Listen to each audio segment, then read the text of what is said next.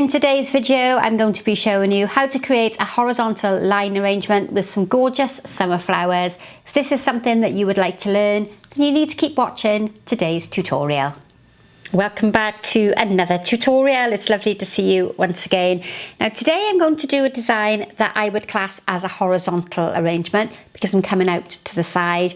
It's probably a raised horizontal and I'm thinking it's going to have a bit of a modern touch to it because I've got a limited choice of flowers and quite bold statement foliages and quite an interesting colour combination. The colour combination has been inspired by my container. And this is a charity shop find. I'm guessing at some point it was a candlestick. It's nice and strong. I know it's going to hold the weight of my flowers on the top. It's got quite a rustic, heavy sort of texture to it. So I'm loving this one today. I'm going to take advantage of that spike on the top and use it to impale my floral foam onto. And today I've got green floral foam and I'm just going to take a little bit of the corners off only because I'm now thinking that that might be too big a piece of foam for the arrangement that I've got planned. And I'm also going to use a little floral tape over the top to secure it into place and to stop it falling off. If you're arranging at home, you don't necessarily have to do this method. But it's a good practice if you're training to be a florist or you're transporting your arrangements in a vehicle because you know your foam is going to fall off. I've just taken the floral tape over the top, making sure that you start on the metal plate, wrap it round and don't start with it attached to the floral foam because it won't stick. Now I'm thinking about coming out sideways. Let's just move my design over so I can get the full length of the design in the camera. And I've been inspired by this, not just the container, but by this gorgeous rose that I've had in this week. I ended up with 3 of the roses that were snapped in the packaging. These were used in an arrangement that went out for one of our corporate jobs earlier on in the week, and they are absolutely gorgeous. This is Orange Crush, and it's an apricot-y orange. It's slightly paler as it opens, and I haven't removed the guard petals off the outside because they are that really dark, sort of almost like a cherry, sort of orangey red, if there is such a thing as an orange cherry red, but they're darker on the outside. You can see 3 of them were snapped in the packaging, so I'm hoping to incorporate them somewhere in the arrangement rather than them go to waste. And I felt the colour link with the base was really fantastic. Now I'm going to talk you through the flowers as we go along. I've got a few things that you will be familiar with, a couple of florist foliages and flowers and a couple of things from the supermarket or from the garden. And what I'm going to start by doing is creating some length in the design. Just like a traditional arrangement where we would go twice the height of the container, I'm going to do that out towards the side. And I'm going to use a garden foliage that you probably will all be familiar with, but I don't think I've used many times on the channel, and that's the Garden Acer. Now looking at it, I'm thinking that my arrangement is going to have to go in the opposite direction, because if we look at this shape here, it suits this side of the arrangement. If I add it in here, the line doesn't quite flow quite so well. So I'm going to adjust my working position, move my roses over there, and the shape on this is going to work far better to my left. Now I'm a right-handed florist, so working to the left is going to be a bit more problematic for me because it's not my natural way, but the shape on that Acer looks much nicer on this side here. I don't want it too fussy, so just going to trim a few little bits off, and that's going to give me that side, that length of the arrangement. And then I'm going to bring the shorter pieces that you saw me remove to create a stronger line so that it brings my flower, or my foliage rather, more towards the focal line. I was slightly distracted there because I'm sure you heard some motorbikes went past in the background. Right, so that I think is where I want it to be. So that gives me the length of the arrangement. I could come quite tight on this side, or I could go roughly half of the length of this arrangement, which is probably going to come to there. and that's the measurement that I'm going to work on. But while you're looking at the front, I'm going to use some extra pieces of the Acer to come down over the back. And I get quite a lot of questions about Acer because people find it hard to condition, but if you pick it in the cool part of the day, first thing in the morning or last thing in the night, cut it, remove some of the bark from the bottom and put it in deep water somewhere cool overnight. It'll be fine for you to arrange the following day. What I think a lot of people tend to do is they cut foliage and they use it straight in the foam, and you can't do that. You really have to allow it to condition overnight, rest, so that it'll be good for you to work the following day. And I'm hoping then that I can find another piece of the Acer just to come in front of it, so we've got a nice staggered line coming towards that focal point there in the middle. So this really is a vertical arrangement or a line arrangement on its side. So if you can do a vertical arrangement, an upright vertical arrangement, then you can create this as well. You've just got to change the angle of your flowers so that they're draped over the side. And you'll hear me in videos talk about fussy foliages and flat foliages. Well, this is definitely a fussy foliage. There's a lot going on in there and there's a lot of movement. It doesn't give you any structure or any solid form.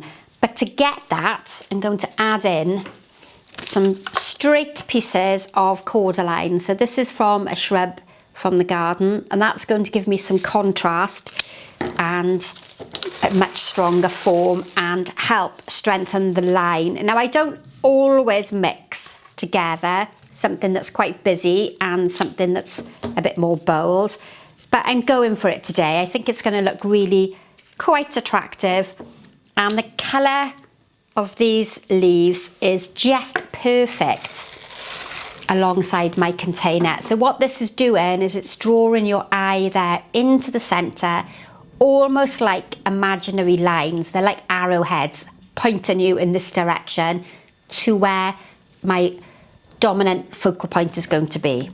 Right, so now we can work on this side, and for that I've got cordyline black tie. I think I've probably used these on the channel before, and I'm going to cut them down into smaller pieces because they are really quite large. So this is cordyline. Some people mistake it for an aspidistra, and I'm going to roll it to give me some interesting shapes and textures on this side. And I don't currently have a working stapler. They've been out over the weekend on a few little jobs that we were doing, and I've broken it. So I haven't had a chance to go out yet and invest in another set.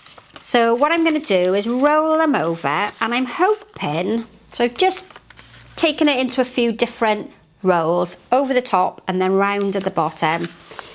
I've cut myself some little wires, and I'm hoping that I can use them as like a pretending stapler to go through a couple of different layers of the leaf, and that's worked quite well. So don't panic if you don't have a stapler. There's always a method and always something we can do. You could have used your floral tape as well, but that little method with the wire was quite successful. And I'm going to do a really solid grouping of these here, 2 or 3, so that it's counterbalancing the length of those longer pieces. It's almost like your line comes across and then you swirl back around and come back into the arrangement. And that is rhythm. Rhythm is created by repeating shapes and colours so that your eye travels really rhythmically through the design. And I haven't for a while mentioned that I do have that book over on Amazon. I keep saying that I'm going to transform it into hard copy, but I just don't seem to have the time. So over on Amazon is that book on elements and principles of design. It's an ebook, so you can download it and read it on your laptop or your iPhone or whatever you happen to have. But it's an invaluable resource if you're learning floristry or flower arranging as a hobby. I'm going to trim off those little straggly bits, and I've cut the stem slightly shorter so we can fit these in really nicely on this one side. There is a rip there in the leaf, you can just see, but if I manipulate it back into the foam, we can hide it. So 2 for a moment. I don't know if I need any more, but we've got that really dramatic effect there with the varying textures of foliage. I quite like the Acer because I like the contrast between the two, something fussy, lot going on in it, and then quite a solid line that's going to break it up. I still need to work on covering the back, but let's start now by placing a really wonderful garden foliage that I do use quite a lot. So you've probably seen these before. These are heuchera, and they come in an amazing range of colours. If you want something for the garden that you can arrange with pretty much all year round, then think about choosing some different types of heuchera plants.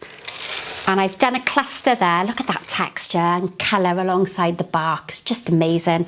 What I've done here is quite common in more modern designs, is grouping the plant material together. Instead of spreading it out in that very traditional manner, I've made those clusters and those very solid groupings. It's time now that I start putting in some flowers, and I have, to go alongside that really lovely orange punch rose, I have some sunflowers. Summertime at the moment, it's really lovely to arrange with sunflowers. This one is slightly damaged, I've just noticed. There's a few petals missing on the side, but it'll be okay for the tutorial. But the colour link with the centre and the bark and the cordyline leaves on the side is really wonderful. And these are going to create my focal point. I've only got 2, and don't panic if you've only got 2 flowers, because it's perfectly acceptable to arrange 2 flowers in a more modern design. It just doesn't work quite so well in a traditional design because you tend to square off the arrangement and make it very stiff by repeating the shapes on the opposite side. But it's really good for a more modern design, just like this one. So I've got a big one at the back, and then I'm going to bring in a smaller headed sunflower, I couldn't think what it was called then, in the front there. And I'm going to create those clusters. It's no good forming your design with clustered material. It's no good forming those clusters with your foliage and then traditionally arranging your flowers. You've got to stick to the same theme. So if you're arranging traditionally, everything goes in traditionally. If you're arranging in a more modern style, then everything goes in those grouped forms. As well as those 3 roses that were snapped in the packaging, and that does happen quite often in floristry, particularly if you're a commercial florist and you're having lots of flowers delivered. You will find that occasionally you'll get damaged flowers. It doesn't happen too often, but what you need to remember is you've paid for those flowers and you need to be able to somehow get your money back for them. So using them cut down short in little table arrangements or funeral work means that they don't get wasted, and you're helping to increase your profit. Now what I'm going to do with these, I'm going to start with them right out to the edge so that I'm bringing that lovely orange colour out towards the end, and I'm going to step and stagger them down. I've removed all of the foliage. Again, in a more modern design, sometimes the foliage on the leaves can be a bit distracting. But I'm creating a bit of a visual line so that it helps draw your eye again from the outside edge into the centre. And then with the roses that I've got that are already short, I can pop them closer to the focal point there in the centre. Let's just get those in position. I think this is my favourite rose at the moment. And this is a little bit stubborn, this one, is because it was bent. So I'm going to just move him around until I'm happy. There we are, that's better. So I've almost turned him round on it himself because he was facing downwards. And then on the top here, I'm going to get in the 2 remaining roses really quite tight to the foam. And they're going to look beautiful there. Not too close together that I prevent the heads from opening. but close enough together. Oh, I'm not sure where to put that one now.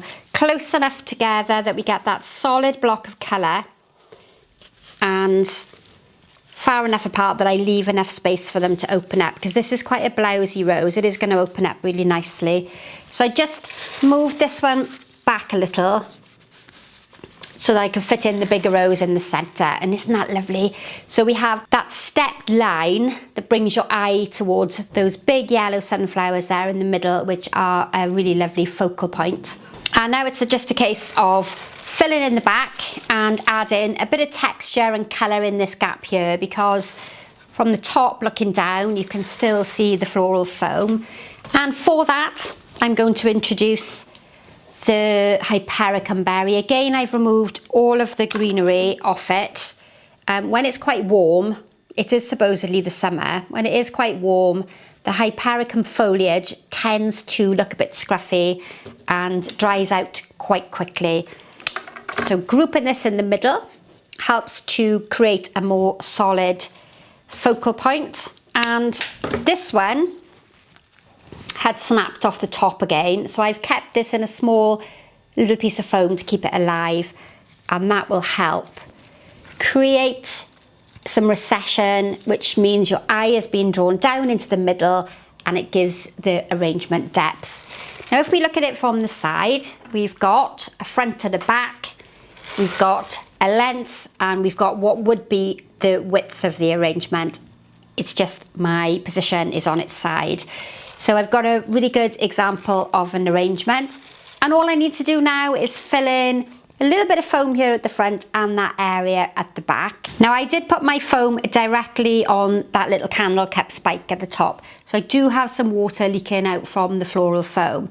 The reason I didn't put a plastic container on the top there was because it meant that I was going to have a little bit of difficulty hiding that foam and the plastic dish. So I wanted to keep my mechanics as basic as possible. Now all I need to do is fill in that section at the back, and for that I'm going to use 1 or 2 of the anthurium plant. I use these quite a lot. I've always got anthurium plants here so I can take the greenery off them. But just 1 leaf, a bit shorter, 1 leaf at the back there in the right position is going to help cover a huge part of that foam. I didn't want to use any traditional greenery because it would have made the back of the design look quite messy.